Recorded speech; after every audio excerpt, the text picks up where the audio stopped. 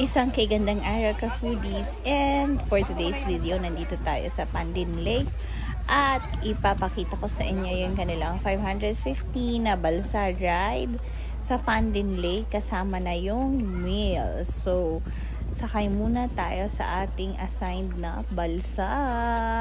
Tara, let's go foodies, let's go!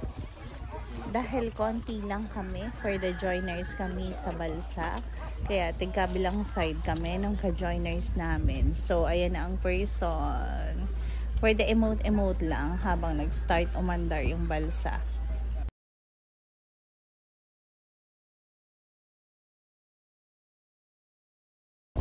And of course, dahil nasa Pandin Lake tayo, ito yung view, nakakawala ng pagod. The color of blue and green. I love it!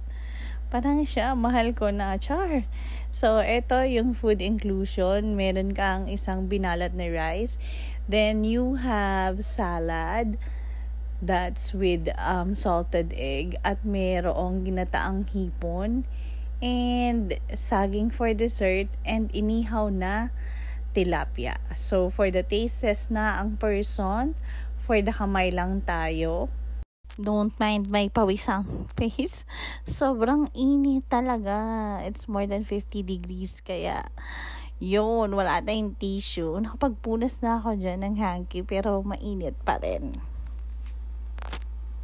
Kung mahilig ka sa fern or pako, wagi talaga yung pako salad with salted egg. Tapos yung ka-joiners namin, shoutout sa kanila, binigyan kami ng itlog ni kuya. Inuuwi ko talaga kasi masarap talaga yun. At yun yung pambato talaga nila when it comes to food.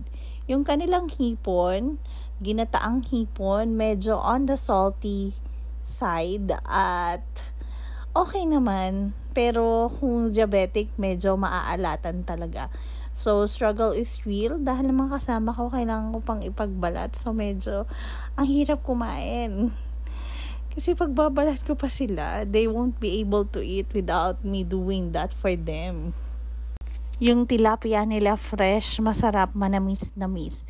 So, yung kanilang buko juice is additional 30 pesos. And then, if gusto mo ng pork chop, meron ka lang kailangan tanggalin dun sa nauna kong food selection na sinabi, and then papalitan nila ng pork chop. Just make sure that when you register ay sinabi nyo doon sa naglilista.